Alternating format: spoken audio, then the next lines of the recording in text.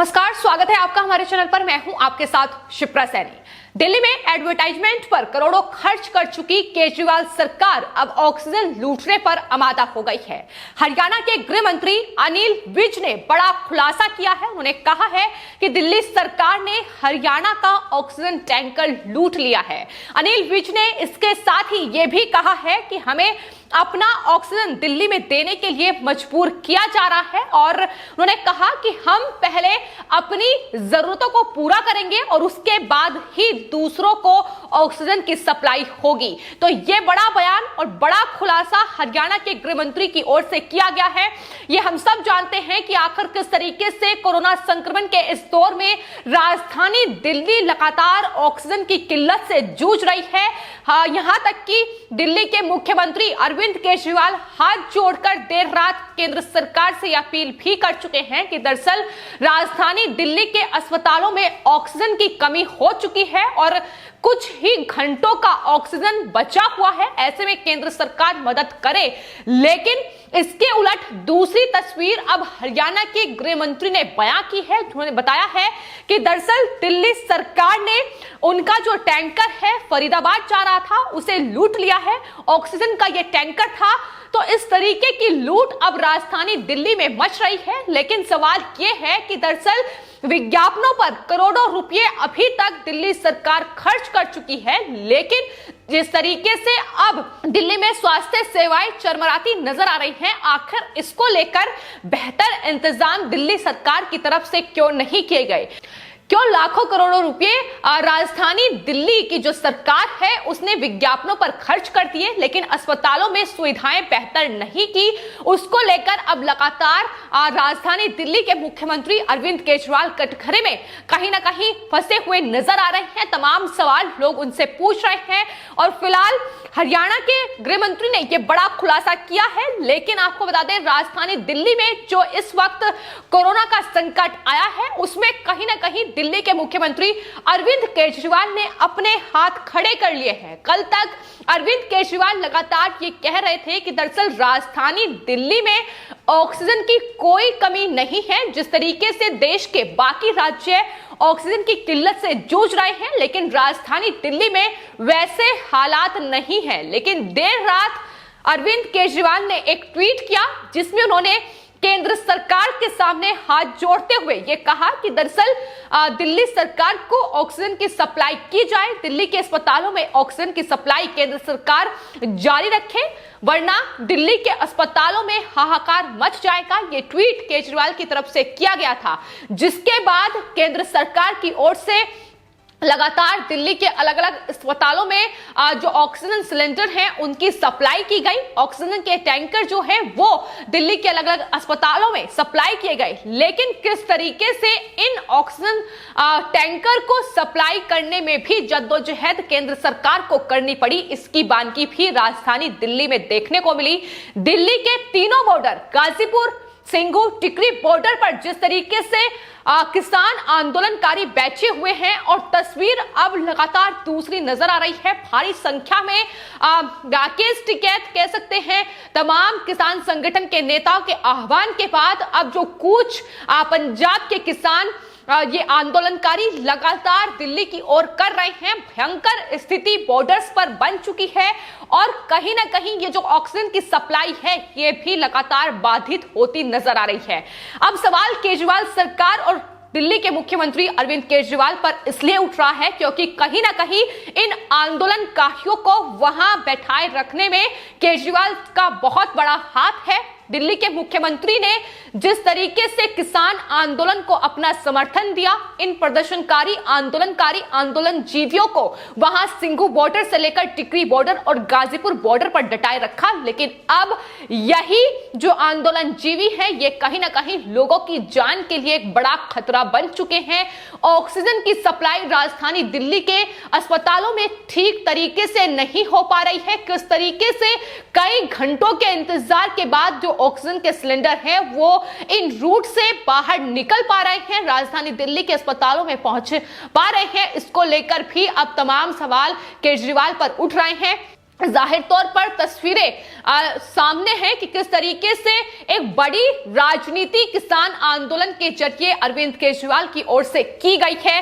अरविंद केजरीवाल ने किसान आंदोलन में किस तरीके से वहां लोगों को तमाम सुविधाएं मुहैया कराई है, फिर चाहे वाईफाई हो, पानी के टैंकर हो, खान पान की उनके लिए व्यवस्था करना हो। लेकिन अब जब बात राजधानी दिल्ली में कोरोना संक्रमित लोगों के इलाज की आई है, वहां उन्हें ऑक्सीजन की कमी हो रही है, मेडिसिन लगातार कम पड़ रही है, जिस तरीके से रेमडेसिविर इंजेक्शन की कमी आई है, उसको लेकर अब सवाल उठ रहे हैं कि आखिर किसान आंदोलन के लिए तो अरविंद केजरीवाल ने तैयारी कर ली थी, लेकिन जिस व्यवस्था के लिए तैयारी करनी थी, जिस पर उनकी जिम्मेदारी बनती थी, उससे ही केजरीवाल अब पूरी तरीके से पल्ला झाड़ते नजर आ रहे हैं। तो लगातार अब सवालों में घिरे हुए हैं।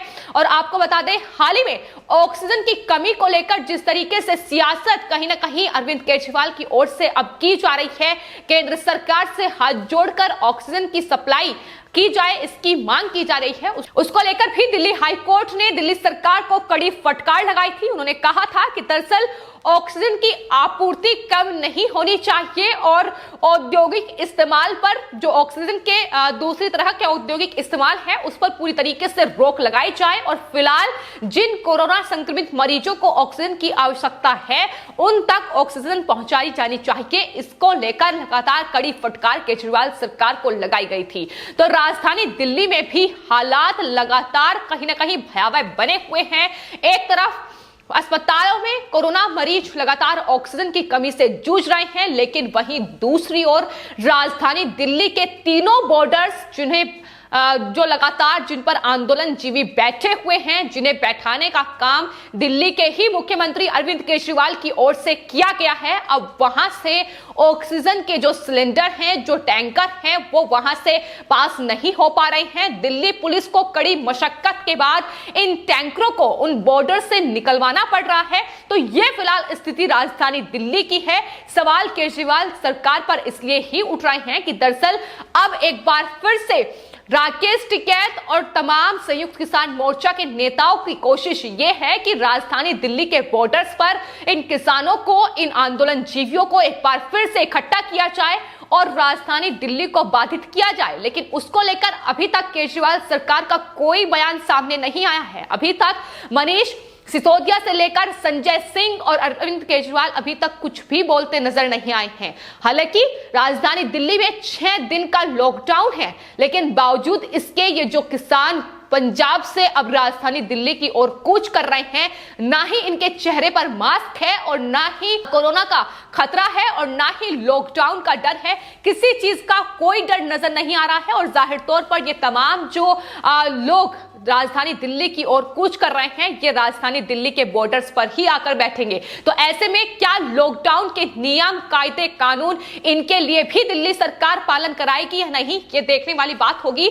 लेकिन जिस तरीके की राजनीति लगातार केजरीवाल सरकार कर रही है राजधानी दिल्ली में बैठकर, वो बेहद भयावह इसलिए है क्योंकि लोगों की जान ऑक्सीजन की कमी के चलते जा रही है।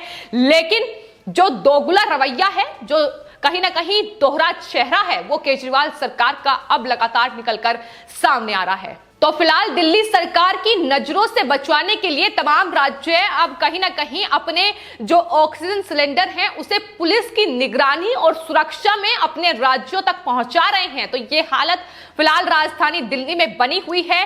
वहीं इसको लेकर राजनीति चरम सीमा पर है, जहां लगातार ऑक्सीजन की कमी का ठीकरा जो है केंद्र सरकार पर दिल्ली सरकार फोड़ रही है। वहीं अब बीजेपी नेता गौतम गंभीर ने एक बड़ा बयान दिया है। उन्होंने कहा है कि जिस तरीके से दिल्ली की स्वास्थ्य सेवाएं अब जवाब दे रही हैं, उसको लेकर केजरीवाल को ही जवाब देना होगा। उन्होंने कहा कि जो ऑक्सीजन की कमी और बेड की कमी लगातार दिल्ली के अस्पतालों में देखने को मिल रही है, उसकी जिम्मेदार सिर्फ और सिर्फ अरविंद केजरीवाल है।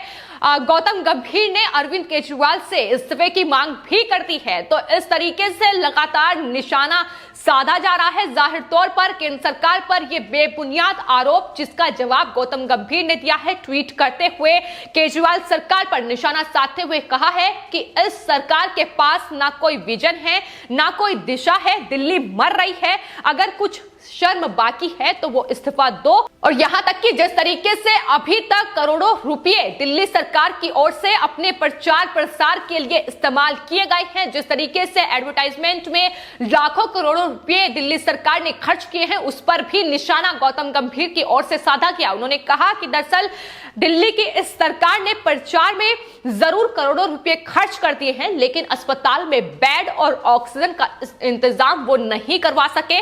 वहीं गंभीर ने यह भी कहा कि केजरीवाल सिर्फ झूठ बोलते हैं और हर सवाल से उनकी भागने की कोशिश रहती है। और ऐसे में अब उन्होंने अपनी पत्नी का जो कोविड का बहाना देकर अब वो आइसोलेट हो गए हैं 14 दिन के लिए। तो जाहिर तौर पर ये तमाम चीजें हैं जो फिलहाल राजधानी दिल्ली में चल रही है, लेकिन इस बीच ऑक्सीजन की कमी का संकट, जहां कोरोना संक्रमित मरीज अस्पतालों में ऑक्सीजन की कमी से जूझ रहे हैं, लेकिन किस तरीके से अरविंद केजरीवाल के बॉर्डर्स पर बैठाए हुए ये आंदोलनजीवी अब ऑक्सीजन में बाधा बन रहे हैं, इसका जवाब भी अब केजरीवाल सरकार को ही देना होगा। फिलहाल आपकी इस पूरे मामले पर क्या राय है, हमें कमेंट बॉक्स में जरूर लिखें और चैनल को सब्सक्राइब करें। धन्यवाद।